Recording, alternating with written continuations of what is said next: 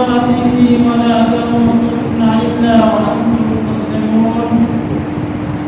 يا أيها الناس اتقوا ربكم الذي خلقكم من نفس واحدة وخلق منها زوجها وبث منهما رجالا كثيرا ونساء واتقوا الله الذي تساءلون به والأرحام إن الله كان عليكم رقيبا يا أيها الذين آمنوا اتقوا الله وقولوا قولا سديدا يصلح لكم أعمالكم ويغفر لكم ذنوبكم ومن يطع الله ورسوله فقد فاز فوزا عظيما أما بعد فإن خير الحديث كتاب الله وخير الهدي هدي محمد صلى الله عليه وسلم وشر الأمور محدثاتها وكل محدثة بدعة وكل بدعة ضلالة وكل ضلالة في النار أعوذ بالله من الشيطان الرجيم بسم الله الرحمن الرحيم إنا أرسلناه في ليلة القدر وما أدراك ما ليلة القدر ليلة القدر خير من 1000 شهر تنزل الملائكة والروح فيها بإذن ربهم من كل أمر سلام هي حتى مطلع الفجر عن عائشة رضي الله عنها أن النبي صلى الله عليه وسلم يجتهد في العشر الأواخر ما لا يجتهد في غيره. عن عائشة رضي الله عنها قالت كان رسول الله صلى الله عليه وسلم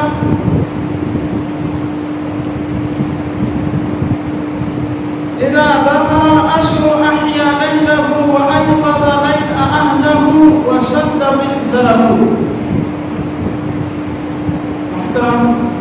سامعین کرام اور معزز مسلمان، ہم لوگ مہینوں میں جو تمام افضل اور بہتر مہینہ رمضان المبارک کا ہے ان کے بہت ہی اہم ایام سے گزر رہے ہیں اور اس مہینے کا ایک اچھا خاصا حصہ یوں کہہ لیجیے کہ زیادہ تر حصہ ہم سے یہ رخصت ہو چکا ہے اور گنے چنے ایام صرف ہمارے لیے باقی رہ گئے ہیں.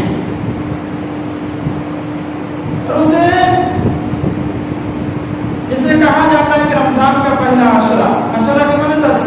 رمضان کے شروع کے 10 دن جو ہم سے رخصت ہو چکے. ابھی رمضان کا دوسرا عشرہ چل رہا ہے اور اس کے بعد رمضان کا آخری عشرہ تیسرا عشرہ بہت جلد ہی شروع ہونے والا ہے.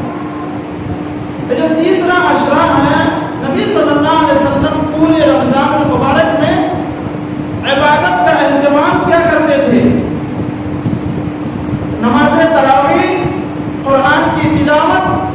صدقہ و خیرات کا اہتمام کیا کرتے تھے. لیکن جب آخری عشرہ شروع ہوتا تھا تو نبی صلی اللہ علیہ وسلم اپنے آپ کو اس کے لیے بالکل تیار کر لیتے تھے، خود عبادت کرتے تھے اور اپنے گھر والوں کو بھی اس کے لیے بیدار کرتے تھے راتوں میں اور کمر بستہ ہو جاتے تھے. اما عائشہ رضی اللہ تعالی عنہا حدیث کے راوی ہیں، وہ کہتے ہیں کہ نبی کریم صلی اللہ علیہ وسلم رمضان کے مہینے میں جب آخری عشرہ شروع ہوتا تھا یجتہد فی العشر الاواخر ما لا یجتہد غیرہ. نبی صلی اللہ علیہ وسلم آخری عشرہ میں اللہ کے نبی صلی اللہ علیہ وسلم اتنی زیادہ محنت کرتے تھے، اتنی زیادہ مشقت کرتے تھے، اتنی عبادت کرتے تھے کہ دوسرے عشرے میں اس طرح سے نبی صلی اللہ علیہ وسلم محنت نہیں کرتے تھے. ما لا یجتہد غیرہ، نبی صلی اللہ علیہ وسلم دوسرے عشرے میں اس طرح سے اہتمام نہیں کیا کرتے تھے. حدیث سے پتہ چلا ہمیں مکمل ماہ رمضان میں اللہ کی عبادت کی طرف پوری طرح دھیان دینا ہے اور یہ کوشش کرنی ہے ہم میں سے ہر شخص کو کہ جو ہمارے بقیہ ایام میں جو 11 مہینے یوں گزر جاتے ہیں اسی طرح سے یہ جو خاص مہینہ ہے اللہ رب العالمین کی جانب سے، اللہ رب العالمین کی جانب سے بندہ کے لیے جو ایک طرح کا وافر ہے، یہ وافر اسی طرح سے نہ گزر جائے جیسے بقیہ ایام گزرتے ہیں۔ اور نبی صلی اللہ علیہ وسلم ان النبی صلی اللہ علیہ وسلم كان اذا دخل الاشهر الاواخر احيا ليله، جب رمضان المبارک کا آخری عشرہ داخل ہو جاتا تھا، آخری عشرہ شروع ہو جاتا تھا تو نبی صلی اللہ علیہ وسلم پوری رات عبادت کرتے تھے، پوری رات بیدار رہتے تھے اور اللہ رب العالمین کی عبادت کرتے تھے، اللہ کی عبادت میں لگے رہتے تھے۔ کوشش یہ ہوتی تھی کہ اللہ رب العالمین راضی ہو جائے، اللہ رب العالمین کا مقرب بندہ بن جاؤں، اس کوشش میں نبی صلی اللہ علیہ وسلم اللہ کی عبادت میں لگے ہوئے تھے۔ وَأَيْقَظَ أَهْلَهُ، اور اپنے گھر والوں کو بھی نبی صلی اللہ علیہ وسلم بیدار رہنے کی تلقین کرتے تھے، اپنے گھر والوں کو بھی جگاتے تھے، ازواج مطہرات رضی اللہ عنہن کو بھی نبی صلی اللہ علیہ وسلم رات میں بیدار رکھنے کی کوشش کرتے تھے۔ اس کے بعد اللہ کے نبی صلی اللہ علیہ وسلم وشد من اسرابہ، عمر مسئلہ ہو جاتے تھے۔ یہ صرف 10 ہی دن ہمارے لیے باقی رہ گئے ہیں، ان 10 دنوں میں ہمیں زیادہ سے زیادہ بھلائیاں اکٹھا کرنی ہے، زیادہ سے زیادہ اللہ رب العالمین کی عبادت کرنی ہے، اور ان ایام کے اندر جو ایک خاص رات ہے جسے ہم لیلۃ القدر کہتے ہیں، اس رات میں جو اللہ رب العالمین کی جانب سے انسان کے لیے ایک بہت بڑا انعام ہے، اس انعام کو حاصل کرنے کے لیے یہ جو 10 دن ہوتے ہیں ان 10 راتوں میں نبی صلی اللہ علیہ وسلم بیدار ہو کر اللہ رب العالمین کی عبادت کرتے ہیں۔ لہذا عشرہ اخیرہ میں جہاں بہت سارے نیک اعمال ہیں ان میں سے ایک اہم عبادت اعتکاف ہے، یعنی کسی جامع مسجد میں رک کر کے اللہ رب العالمین کی عبادت کرنا۔ تو اعتکاف کا معنی ہوتا ہے ٹھہرنا، رکے رہنا۔ تو اعتکاف کے لیے انسان کا مسجد میں داخل ہو تو اسے کہتے ہیں کہ جب 20واں روزہ سے انسان فارغ ہو جائے، 20واں روزہ سے جب فارغ ہو جائے تو افطار کے بعد وہ انسان مسجد میں داخل ہو جائے، اور جب فجر کی نماز سے وہ آپ کے فارغ ہو جائے تو مکمل طور پر اپنے آپ کو دوسروں سے الگ کرے۔ یعنی جو شخص اعتکاف کا ارادہ کرے، اعتکاف کے ارادے سے مسجد میں داخل ہو جائے تو وہ 20ویں رمضان کی نماز سے مغرب سے فارغ ہو کر کے مسجد میں داخل ہو جائے، اور جب وہ فجر سے فارغ ہو جائے تو مکمل طور پر اپنے آپ کو لوگوں سے الگ کرے۔ تو سوال پیدا ہوتا ہے کہ اعتکاف میں انسان کو کیا کرنا، کون سے کاموں سے انسان کو روکے رہنا ہے۔ اما عائشہ رضی اللہ تعالی عنہا حدیث کے راوی وہ کہتے ہیں نبی صلی اللہ علیہ وسلم فرماتے ہیں، سنن نبی داؤد کی روایت ہے، علامہ البانی رحمۃ اللہ علیہ نے اس روایت کو صحیح قرار دیا، وہ کہتے ہیں کہ سنت یہ ہے معتکف کے لیے، جو شخص اعتکاف کے لیے مسجد میں بیٹھنا چاہے، رکنا چاہے، اس کے لیے سنت یہ ہے کہ اللہ یعود مریضا، وہ کسی مریض کی عیادت نہ کرے۔ عام دنوں میں ہم کسی کی بھی عیادت کے لیے جا سکتے ہیں، بھائی بیمار ہے، تکلیف میں ہے، ہم عیادت کے لیے جا سکتے ہیں، لیکن جب آپ مسجد میں آ گئے تو آپ اس کسی کی عیادت کے لیے، کسی مریض کو دیکھنے کے لیے نہیں جا سکتے۔ اللہ یعود مریضا، کسی مریض کی عیادت کے لیے نہیں جا سکتے۔ اس کے بعد ہے ولا یشهد جنازہ، کسی کے جنازے میں آپ شریک نہیں ہو سکتے۔ ولا یمس امرأۃ، کسی عورت کو چھوڑ نہیں سکتے، اپنے بیوی کو بھی چھوڑ نہیں سکتے۔ ولا یباشرها، اور نہ آپ اسے مباشرت کر سکتے ہیں، اسے مجامعات کر سکتے ہیں۔ ولا یخرج لحاجت، اور مسجد سے بھی آپ نہیں نکل سکتے۔ جب آپ اعتکاف کی نیت سے، اعتکاف کا ارادہ کر کے مسجد میں داخل ہو گئے تو آپ مسجد سے بھی نہیں نکل سکتے، الا کہ کوئی ایسا ضروری کام پڑ جائے جس کے لیے نہ نکلنے سے چارہ نہیں ہے تو اسی مجبوری کے تحت آپ کو نکلنا ہے۔ آج بیماری یہ ہے معاشرے کے اندر کہ اعتکاف میں داخل تو ہو جاتے ہیں لیکن وہ دنیا سے اپنے آپ کو الگ نہیں کر پاتے ہیں، دنیا کی جو مشغولیات ہیں مشغولیات سے اپنے آپ کو الگ نہیں کر پاتے ہیں۔ آپ نے حدیث سنا کہ اگر کوئی شخص اعتکاف کے لیے مسجد میں آتا ہے تو نہ وہ کسی مریض کی عیادت کر سکتا، حالانکہ ایک اچھا عمل ہے، اور حدیث کے الفاظ کے مطابق اگر کوئی شخص اپنے مسلمان بھائی، اپنے مریض بھائی کی عیادت کے لیے جاتا ہے تو وہ جنت کے باغوں میں رہتا ہے، لیکن اس اہم عمل سے جو ہے روک دیا جاتا ہے، کسی مریض کی عیادت کے لیے نہیں جا سکتے ہیں۔ اسی طرح سے کسی جنازے میں شریک نہیں ہو سکتے ہیں، حالانکہ جنازے میں شریک ہونا ایک اچھا عمل ہے، ایک بہترین عمل ہے، اس کے لیے نبی صلی اللہ علیہ وسلم نیکیوں کی فضیلت سنائی ہے کہ اس کے لیے تمہارے لیے فضیلت ہے اس میں داخل ہونا جانا۔ اسی طریقے سے آپ کے بیوی، جب آپ جن کا آپ کے ساتھ ملنا جلنا سب کچھ درست صحیح ہے، لیکن رمضان کو جب آپ اعتکاف کے لیے داخل ہو جائے تو اپنے بیوی کو معزز سامعین کرام، نبی کریم صلی اللہ علیہ وسلم رمضان کے آخری عشرہ میں اعتکاف کیا کرتے تھے. کان یعتکف النبی صلی اللہ علیہ وسلم عشر الاواخر من رمضان حتى توفاه الله ثم اعتکف ازواجه من بعده. صحیح بخاری حدیث نمبر 2206 کی روایت ہے کہ نبی کریم صلی اللہ علیہ وسلم جب تک زندہ رہے ہر سال نبی صلی اللہ علیہ وسلم اعتکاف کرتے رہے. پھر جب نبی صلی اللہ علیہ وسلم وفات پا گئے تو آپ کے بعد آپ کی بیویوں نے، ازواج مطہرات نے اس اعتکاف کا اہتمام کیا. آپ کے گزرنے کے بعد، آپ کے رخصت ہونے کے بعد آپ کی بیویوں نے اس سنت کو جاری رکھا اور اس سنت پر عمل کرتے رہے اور اس سنت پر ازواج مطہرات رضی اللہ عنہن نے چھوڑا نہیں.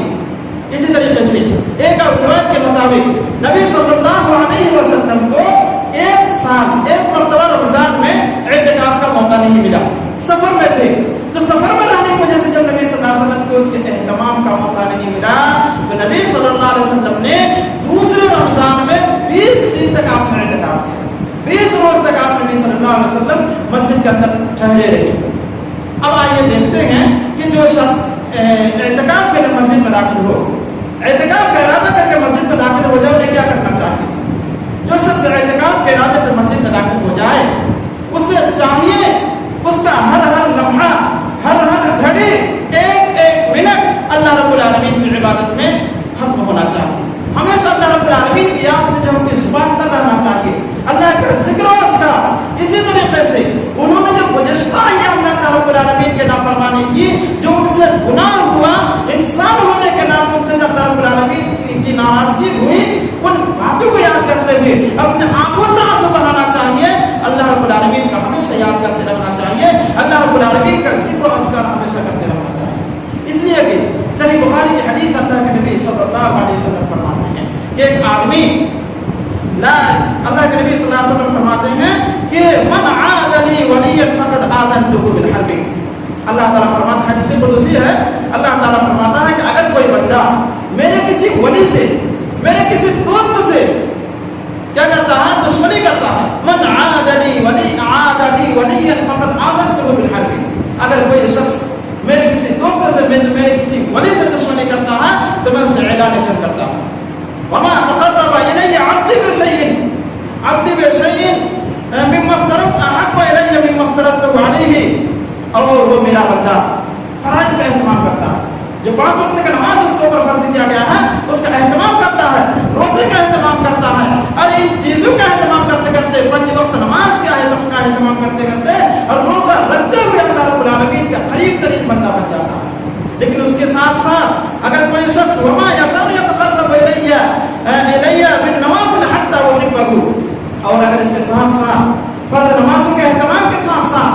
اگر کوئی نوافل کا بھی اہتمام کرتا ہے، نفل نمازوں کا بھی اہتمام کرتا ہے، نفل نمازیں بھی وہ نہیں چھوڑتا ہے، تو اللہ رب العالمین سے محبت کرنے لگتا ہے. اور ایسی محبت اللہ رب العالمین کی کہ اللہ رب العالمین جب اس سے محبت کرتا ہے تو اللہ کے رسول صلی اللہ علیہ وسلم فرماتے ہیں احببت كنت سمعه الذي يسمع به. اللہ رب العالمین اس بندے کا کان بن جاتا ہے جس سے وہ بندہ سنتا ہے. وبصره الذي يبصر به. وہ اللہ رب العالمین اس بندے کا آنکھ بن جاتا ہے جس آنکھ سے وہ بندہ دیکھتا ہے. اس کے بعد اللہ کے رسول ويده التي يبطش بها. اللہ رب العالمین اس کا ہاتھ بن جاتا ہے جس ہاتھ سے کسی چیز کو وہ پکڑتا ہے. ورجله التي يمشي بها. اللہ رب العالمین اس کا پاؤں بن جاتے ہیں جس پاؤں کے ذریعے سے وہ بندہ چلتا ہے. اس کے بعد اللہ کے رسول آگے فرماتے ہیں کہ وَلَئِن سَأَلَنِي لَأُعْطِيَنَّهُ. جب اتنا کام بندے نے کر دیا، فرائض کا اہتمام کیا، نوافل کا اہتمام کیا، پھر اللہ رب العالمین اس کے کیا کان بن گئے، آنکھ بن گئے، ہاتھ بن گئے، پاؤں بن گئے. تو اس کے بعد کہتے ہیں وَلَئِن سَأَلَنِي لَأُعْطِيَنَّهُ. بہت بڑی فضیلت ہے. اگر وہ بندہ مجھ سے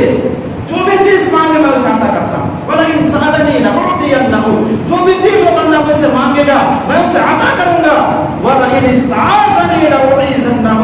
اگر بندہ مجھ سے پناہ طلب کرے، مجھ سے کسی چیز کے بارے میں بچنے کا سوال کرے کہ اللہ میں فلاں چیز سے بچنا چاہتا ہوں تو میں اسے پناہ دیتا ہوں. کتنی بڑی فضیلت کی بات ہے. ہم میں سے ہر شخص کو کوشش کرنا چاہیے، جسے اللہ رب العالمین توفیق دے، کوشش کرنی چاہیے کہ وہ اعتکاف کا اہتمام کرے اور اعتکاف میں ضرور بیٹھے. اور جو شخص اعتکاف میں نہیں بیٹھ پائے انہیں بھی اس بات کا اہتمام کرنا چاہیے وہ اپنی زندگی میں اور رمضان کے جو آخری عشرے کے جو دن ہیں ان میں زیادہ سے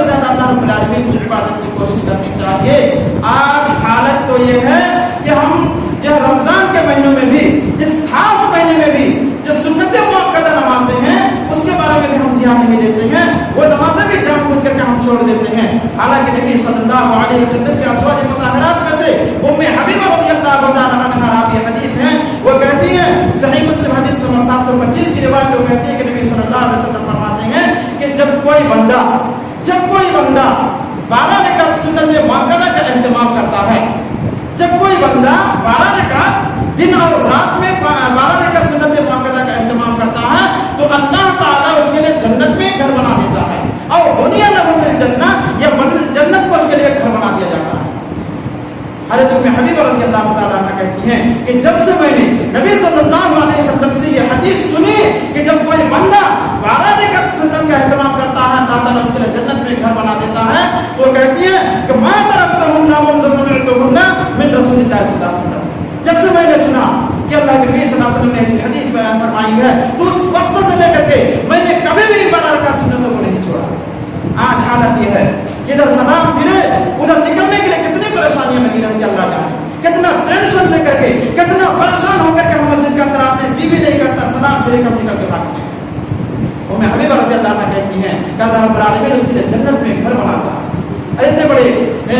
اس سے اہمیت سے، اتنی بڑی فضیلت سے ہم محروم ہو جاتے ہیں۔ ایک اور دوسری روایت کے اندر حضرت ام حبیبہ رضی اللہ تعالیٰ عنہا کہتی ہیں اس کی تفصیل کیا ہے، یہ جو 12 رکعتیں ہیں اس کی تفصیل کیا ہے، تو کہتے ہیں اس کی تفصیل یہ ہے کہ ظہر کی نماز سے پہلے 4 رکعت سنت، ظہر کی نماز کے بعد یعنی فرض نماز کے بعد 2 رکعت سنت، مغرب کے بعد 2 رکعت، عشاء کے بعد 2 رکعت اور فجر سے پہلے 2 رکعت، یہ 12 رکعت ہیں، یعنی ظہر پہ 6 رکعت، مغرب میں 2 8، عشاء میں 2 10 اور مغرب فجر میں 2 12۔ یہ جو 12 رکعت ہیں اس کی بہت زیادہ اہمیت ہے، لیکن آج ہم لوگ جان بوجھ کر کے یا تو انجانے میں بھی ہم لوگ ان نماز کی طرف دھیان نہیں دیتے ہیں اور چھوڑ کر کے چلے جاتے ہیں، اور کچھ لوگوں کی حالت تو یہ ہے کہ ایک دن نہیں آئے دن یہی حالت ہوتی ہے۔ کیا ہم جو ہے اللہ رب العالمین سے قریب نہیں ہونا چاہتے ہیں؟ کیا اللہ رب العالمین کی جنت کا حاصل نہیں کرنا چاہتے ہیں؟ کیا ہم اس سے یہ کہنا چاہتے ہیں کہ صرف فرائض کا اہتمام کرنا ہے؟ حالانکہ یہ حدیث بھی ہے کہ اگر آپ کے فرائض میں کسی طرح کی کمی ہوئی، کوئی کوتاہی ہوئی، تو آپ کے جو نوافل کا اگر اہتمام ہوا تو ان نوافل کے ذریعے سے ان کوتاہیوں کو دور کر دیا جائے۔ اور قرآن مجید کے الفاظ کے مطابق اللہ رب العالمین نے فرمایا کہ قیامت کے دن آپ کے اعمال تولے جائیں گے، تو کہا کہ جو اعمال تولے جائیں گے تو آج کل ہم دنیا میں دیکھتے ہیں ترازو سے کسی چیز کو تولا جاتا ہے تو اس چیز کو ایک پلڑے میں رکھا جاتا ہے، دوسرے پلڑے میں جو ہے وزن کو رکھا جاتا ہے۔ تو قیامت کے دن پھر کس طرح سے عمل کو رکھا جائے گا؟ کوئی جسم نہیں ہوگا اس کا۔ تو کہتے ہیں کہ جتنا بھی عمل آپ انجام دیں گے، جس خلوص اور جس للہیت کے ساتھ عمل کو انجام دیں گے، اسی خلوص، اسی للہیت کے ساتھ، اسی ذخامت کے ساتھ آپ کے عمل کو ترازو میں پلڑے میں رکھا جائے گا۔ یعنی آپ نے نماز ادا کی تو نماز اگر آپ نے مکمل خلوص و للہیت کے ساتھ اگر آپ نے نماز ادا کی، مکمل اللہ رب العالمین کو یاد کرتے ہوئے آپ نے نماز ادا کی، آپ نے گھر کو یاد نہیں کیا، آپ نے دنیا کی مشغولیت میں اپنے ذہن کو نہیں لگایا، آپ نے کبھی شیطان نے آپ کے ذہن میں آپ کے دل میں کبھی شیطان نے وسوسہ ڈالا تو آپ نے اس کو دور کرنے کی کوشش کی، تو یہ جو آپ کا عمل ہے وہ عمل انتہائی وزنی ہو کر کے آپ کے ترازو میں تولا جائے گا، پھر یقیناً آپ اللہ رب العالمین کے یہاں کامیاب ہو جائیں گے۔ معزز سامعین کرام، آخری عشرہ کی بات چل رہی ہے، تو آخری عشرہ میں سورہ سجدہ کی آیت ہے، اللہ رب العالمین فرماتا ہے، آیت نمبر 17 ہے، تتجافى جنوبهم عن المضاجع يدعون ربهم خوفا وطمعا ومما رزقناهم ينفقون۔ مومنین کی کیفیت یہ ہے کہ رات میں بھی یہ مومنین اللہ رب العالمین کو راضی کرنے کے لیے کتنا پریشان رہتے ہیں، ان کا دل کتنا مضطرب اور پریشان رہتا ہے کہ یہ بندہ جب پوری دنیا دن رات میں سوتی ہے، رات میں آرام اور چین کے لیے سوتی ہے، دنیا کی پوری مشغولیت ختم ہو جاتی ہے، تتجافى جنوبهم عن المضاجع، ہمارے جو نیک بندے ہیں، ہمارے صالح بندے ہیں، ان کے پاؤں، ان کے پہلو، ان کے نرم گرم بستروں سے الگ رہتے ہیں۔ الگ رہتے ہیں اس کا مطلب کیا؟ چائے کھانے میں نہیں، موبائل کے اسکرین پر نہیں اور دنیا کی مشغولیت میں نہیں، بلکہ اللہ رب العالمین کی یاد، یدعون ربهم خوفا وطمعا، میرا بندہ اپنے رب کو پکارتا ہے اللہ کا ڈر اختیار کر کے اور یہ امید بھی کرتے ہوئے،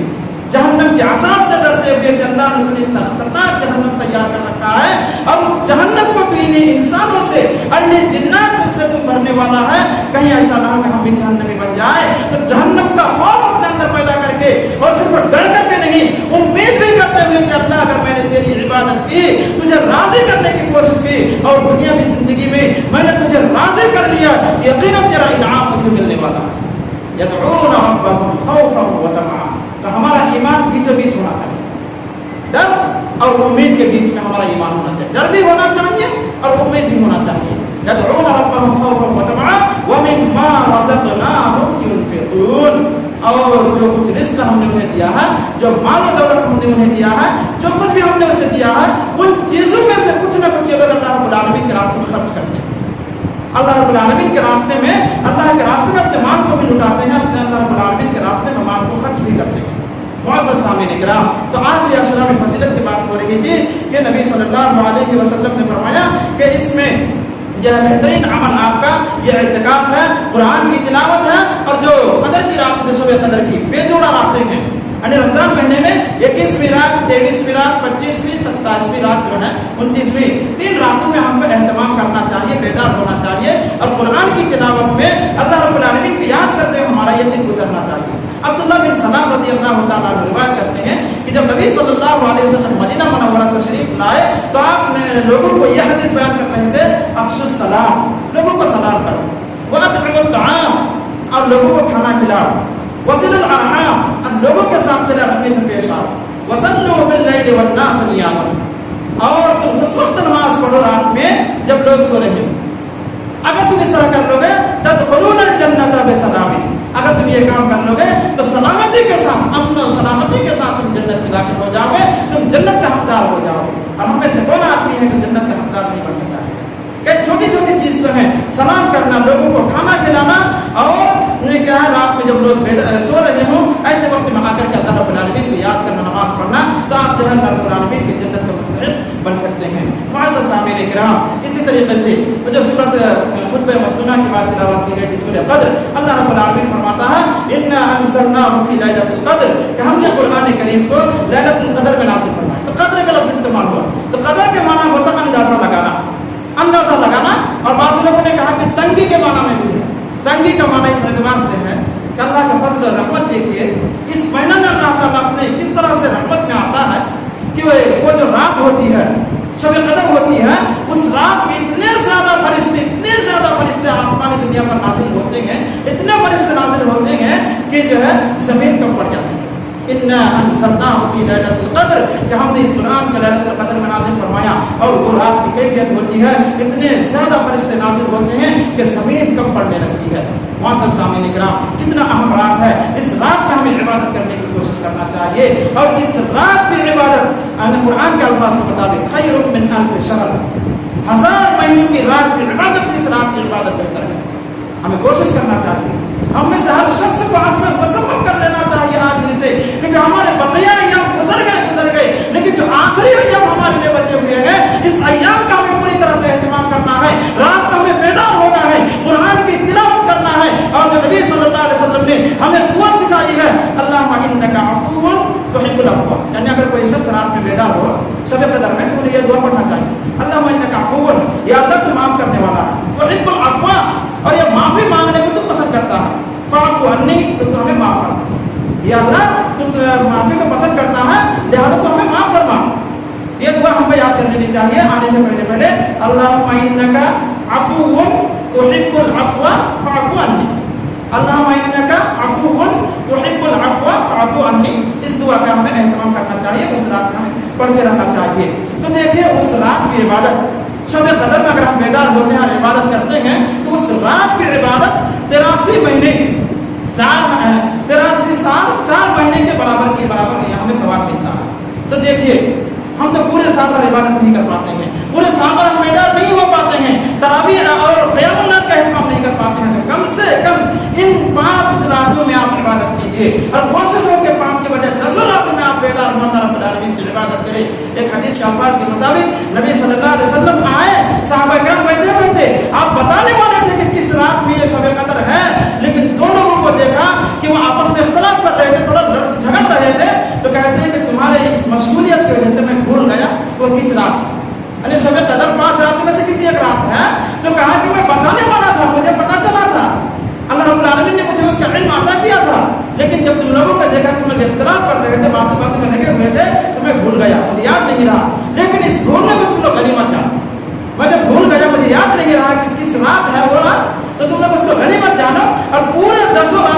عبادت کرو اور 10 رات نہیں تو کم سے کم 5 رات تم لوگ اللہ رب العالمین کی عبادت میں لگے رہو, اللہ رب العالمین کو راضی کرنے کی کوشش کرو. اس لیے کہ مومنین کی حالت یہ ہے, سورہ زاریات میں اللہ رب العالمین فرماتا ہے کانوا قلیلا من اللیل ما یہجعون, قلیل تھوڑا سا, رات میں تھوڑی دیر یہ سوتے ہیں, وباللیل وبالاسحار هم یستغفرون, اور رات کے آخری پہر میں اللہ رب العالمین کے دربار میں جا کر کے استغفار کرتے ہیں, توبہ کرتے ہیں, یا اللہ میں تیرا گنہگار بندہ ہوں, یا اللہ میں تیرا گنہگار بندہ ہوں, تو میرے گناہوں کو معاف کر دے. اگر تو نے آج معاف نہیں کیا تو میں قیامت کے دن کس طرح سے اپنے گناہوں کے تعلق سے جواب دے سکتا ہوں. اور بندے کے پاؤں اس وقت تک ہم نہیں سکتے جب تک کہ وہ انہوں نے زندگی کی کیسے گزاری, وہ جب تک اس کا حساب نہ دے تب تک میرے پاؤں نہیں ہل سکتے. تو قیامت کے دن کیا جواب ہوگا ہمارا؟ لہٰذا اس سے پہلے ہی میرے گناہوں کو معاف کر دے. تو بندہ جب اس طرح سے اللہ رب العالمین کے دربار میں روتا ہے, گر گڑاتا ہے, اور تو توبہ اور استغفار کے تعلق سے ہمارے ذہن میں یہ 3 طرح کی باتیں ہونی چاہیے. جب ہم توبہ کریں تو توبہ اس طرح سے ہو کہ گزشتہ ایام میں جو ہم نے گناہ کیے اس کے تعلق سے ہمارے دل میں یہ بات ہو کہ جو ہم سے غلطی ہو گئی, جو ہم نے سود کھا لیا, جو ہم نے غلط طریقہ لوگوں کے ساتھ اختیار کیا, جو لوگوں پر ہم نے ظلم و زیادتی کی, اب آنے والے دنوں میں انشاءاللہ العزیز ایسی غلطی نہیں کریں گے. گزشتہ جو آپ نے کیا اس پر آپ کو شرمندگی ہونا, اور جو حال میں جس وقت آپ دعا کر رہے ہیں اس وقت آپ کا عالم یہ ہو, آپ کی دلی کیفیت یہ ہو